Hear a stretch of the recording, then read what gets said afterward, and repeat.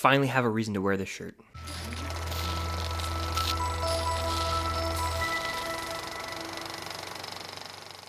What's going on, guys? I'm Chris, and welcome back to another video. Happy Star Wars Day Eve. Is that a thing? We're going to make it a thing. Hope you're all doing well. It is the day before May the 4th, or May the 4th be with you. So because of that, I am doing a Star Wars related video. As you know, I love Star Wars The Clone Wars. It's a show that I grew up with. I didn't watch Season 7 until recently. I'll put a link to the video up above.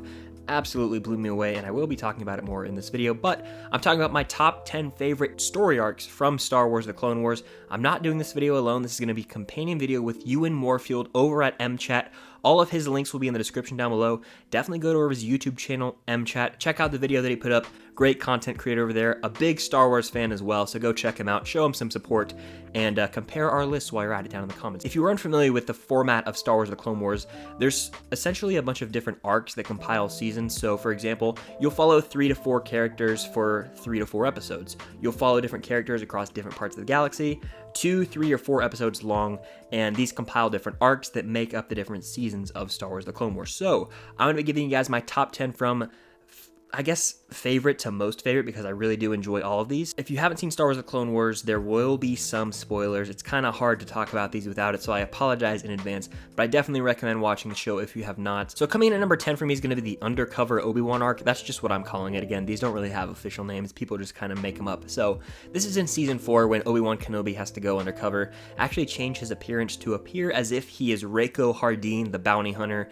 and he's along with Cad Bane, and he goes through this journey trying to get in on this heist because they're trying to assassinate Chancellor Palpatine, and Cad Bane's involved. Moralo Val is one of the characters that is pivotal to this arc, as winning over his favor is key, and Count Dooku's also got his hands on behind the scenes. I always love seeing undercover aspects, and the box episode is the one that stands out to me, where they're basically in a simulator and they're having to achieve different tasks, and Obi-Wan, of course, is the best of the best because he's a Jedi Knight, so seeing him excel in the betrayal aspect of this arc I do enjoy quite a bit. So of course I had to throw this one on the list. It's at the bottom, but I still really enjoy it. Coming in at number 9 for me is going to be the Night Sisters arc. Now, this is 3 episodes regarding Asajj Ventress, and Count Dooku essentially is told to kill her by Palpatine. The coolest part about this arc is we see the origins of Savage Opress, as he's a Dathomirian, and he's basically put in like a Hunger Games almost type thing, where it's like survival of the fittest. Whoever can win all these challenges will become the apprentice. Of course, there's a little bit of a tragic story with his own brother in that sense, but Savage Opress gets magic done to him by the Night Sisters and Mother Talzin, and he becomes this huge, almost Ivan Drago from Rocky IV, roided up Dathomirian who's just a badass, super hard to take down. And then this kind of culminates with this showdown between Dooku, Ventress, and Savage, and it all goes down, and they all go their separate ways. But again, I like Ventress as a character quite a bit. She's one of the OGs from Clone Wars, especially that theatrical movie from '08. It's just more diving into a dark side of Star Wars, if you will. Coming in at number 8 is going to be the Bad Batch arc from Season 7 of Clone Wars. Now, of course, these characters are about to get their own TV show that I'm going to be talking about quite a bit here on the channel, but just based on the 4 episodes we've seen with the Clone Force 99, it's pretty damn interesting. They're a special ops team of clones with special abilities. My favorite's probably Crosshair, just because I like snipers, and I think he has really cool tech, who's another character. But I like this one sequence where he like puts these magnets in a hallway and shoots, and then one blast goes like boom, boom, and like diagonally off the walls, taking people out. Wrecker is almost like the Hulk in my opinion. He's this huge guy. He's kind of the comedic relief. And then Hunter is like the main one. So I like their group. I like their chemistry that they have. Of course, seeing their interactions with Rex is very cool, but the main heart and soul of this arc is they're rescuing Echo, and they find out that Echo is kind of almost like a Winter Soldier arc, if you will, because Echo is someone who was a hero, and they thought that he died in battle, a la James Buchanan Barnes in the first Avenger. But it turns out he's actually being used as a weapon for the Separatists, just like Hydra with James Bucky Barnes. Yes, I just said that. His mind is able to almost work like a astromech droid, and he can relay battle plans that the Republic is using against the Separatists to the Separatists, so they always have an upper advantage in battle. He's still a human. He's humanized, but he's almost like a droid and very dead when they find him. He actually joins the Bad Batch at the end of this arc, but I'm excited to see his character more so than any in the Bad Batch, because that's where all the emotion's from. That's someone who's damaged damaged. That's an arc just like Bucky that you can dive into in an animated form with Star Wars that I want to see more of, because we thought this character was dead.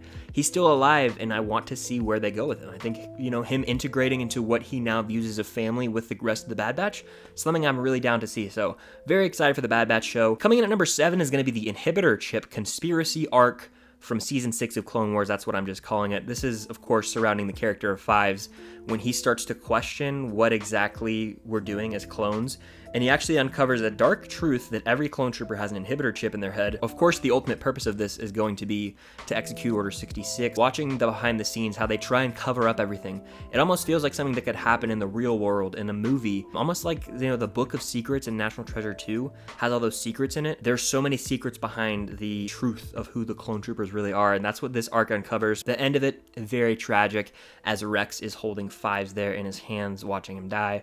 Heartbreaking moment, and it really does go to show how sickening and how maniac Palpatine really is, how maniacal he is, and the lengths that he's willing to go to protect secrets to ultimately enact his evil plan, Order 66. Coming in at number 6 for me is going to be Darth Maul's return at the end of Season 4.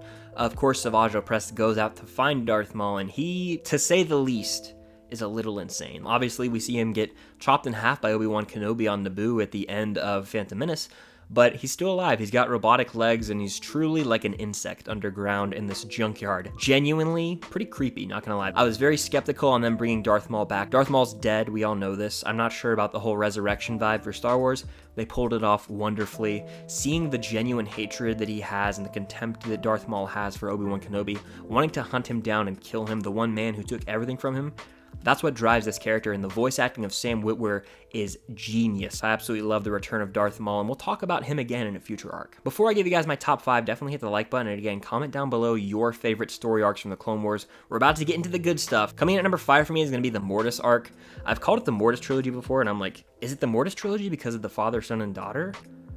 Is that the trilogy, or is there 3 episodes? And honestly, I did research as well, because I watched through it, and I never found a distinct answer, so let me know down below. I'm not going to be the guy that's too prideful to admit when he doesn't know something. I'm genuinely asking. Either way, the Mortis arc is phenomenal. And why is that, you might ask? It explores what the Force really is. It asks the question, who's the chosen one? And we see this enriched backstory on Anakin Skywalker, where he actually sees his future play out, where he becomes Darth Vader, where he ultimately is sort of responsible for the death of Padme. It really asks the big picture questions with Star Wars that aren't addressed in the movies.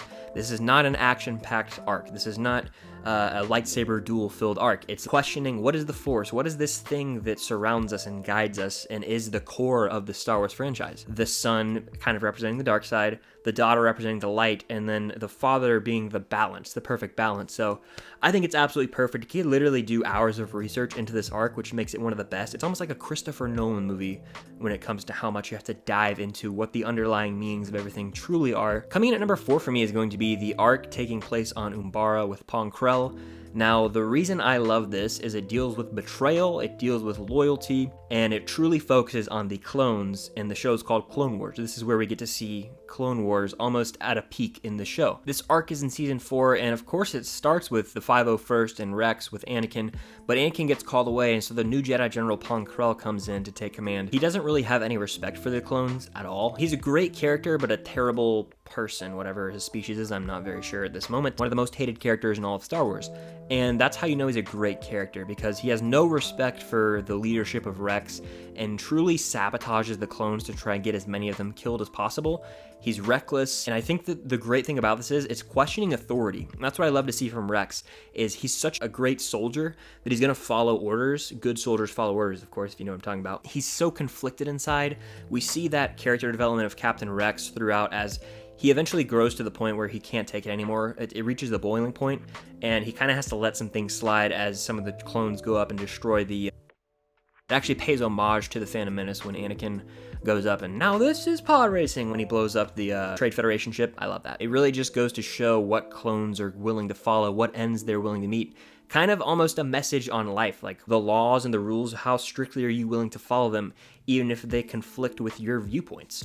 Coming in at number 3 for me is going to be Ahsoka On The Run. That's what I'm calling it. It's the last few episodes of Season 5 where Ahsoka is on the run for a crime she didn't commit. She's being framed, and we see why throughout. I won't reveal it too much just because I do want to save some big reveals for if you guys want to watch it for the first time. To save myself some words, if you guys know who Nathan Hale is, you should definitely go check him out. Nathan Hale Movies, I'll literally put a link to his video up above, made a phenomenal video talking about how this arc is very reminiscent to a lot of Alfred Hitchcock films, and I learned a lot that I didn't actually know. I just watched this video yesterday. He talked about how so many Hitchcock films inspire this arc, and I didn't even put the two together until that video. Phenomenal content creator, a great friend in the space, so definitely go check out that video. But he really hits the nail on the head when it comes to the suspense that is created in this arc.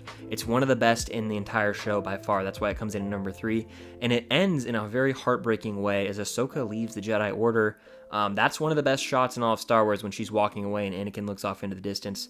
Again, I thought that would be the end of Ahsoka.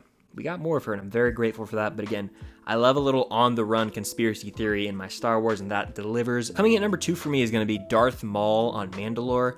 I think there's a shadow conspiracy, is what a lot of people call this arc. Darth Maul ends up killing Pre Vizsla, taking the Darksaber, becoming the ruler of Mandalore, and he actually strikes down Satine and kills her at some point in front of Obi-Wan, so a lot goes down in this arc. We see the death of Satine, which impacts Obi-Wan Kenobi's character arc, as that is the almost forbidden love that he has. Whether he wants to admit it or not, he's in love with her, and we see her death. It's a very tragic moment all around.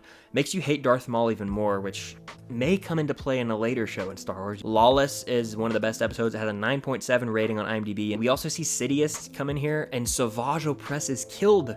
The brother of Darth Maul dies, and then it ends with Darth Maul getting electrocuted by Sidious in a gruesome way. It's truly cementing him as the badass big baddie of Star Wars. Like, Darth Maul runs around like he owns the place, and Sidious is like, nah, come on, you're my pet. You're my little pawn. Sit down. He kind of humbles him in that sense. We're almost to my number 1, but that right there is peak almost. It's very close to peak. But coming in at number 1 for me, taking the top spot, has to be the Martez Sisters arc from Season 7 of Clone Wars. No, who am I kidding? Those are some of the worst episodes of Clone Wars. I don't know why they were in Season 7. But anyway, my favorite arc is from Season 7. That is going to be the Siege of Mandalore. This stands alone as one movie and is better than the majority of Star Wars movies, quite frankly. It's 4 episodes to end it, and wow. I can't put into words how brilliant Dave Filoni is for tying this into Revenge of the Sith and the prequels so masterfully. I actually plan to, the day you guys are watching this, I plan to watch these last 4 episodes and go directly into Revenge of the Sith. We'll see how that plays in. They ended this show in such a satisfying way. We see Darth Maul versus Ahsoka, which is another badass duel, one of the better duels in the entire show. And I just love Ahsoka's character. This is like, we see the finality of it all. It's very heartbreaking and gut-wrenching as we see Order 66 enacted. The tears in Captain Rex's eyes as he's pointing his blaster at Ahsoka, trembling. That's one of my favorite shots in this entire show. I'm so glad Rex got his inhibitor chip out. I was very scared watching it for the first time. But I'm so happy with the way that it ended, with Ahsoka and Rex getting away. And then that memorial of clone trooper helmets on blasters, and the shot of Ahsoka with her hood on, absolutely bone-chilling. And then we see Darth Vader show up. He picks up one of Ahsoka's sabers and ignites it and walks away. And the final shot, I don't know how you could think of something better than that to end this show. Beautiful. I could gush about the Siege of Mandalore for hours. I have a video talking about where I watched Season 7 for the first time, where I go full-on in-depth, but it's easily my favorite arc, and it literally stands alone as a movie, arguably a top 5 Star Wars movie at that. So that's going to do it for my top 10 favorite story arcs in Star Wars The Clone Wars. Definitely hit the like button. Comment your favorite arcs down below. Do you agree with my list? Do you disagree? Make sure to head over to MChat's YouTube channel, Ewan's channel. Link will be down below, and check out his top 10 favorite story arcs. I'm sure we have very similar lists, but you never know. The Star Wars fandom is something where people's opinions can vastly differ. But thank you all for watching. Definitely hit the subscribe button if you want to see more Star Wars content soon. Bad Batch watch parties, episode reviews, breakdowns, all that good stuff. If you made it to the end, comment down below, hashtag #TheBadBatch to let me know if you made it all the way through. Thank you all for watching, and until next time, I'll see you guys later.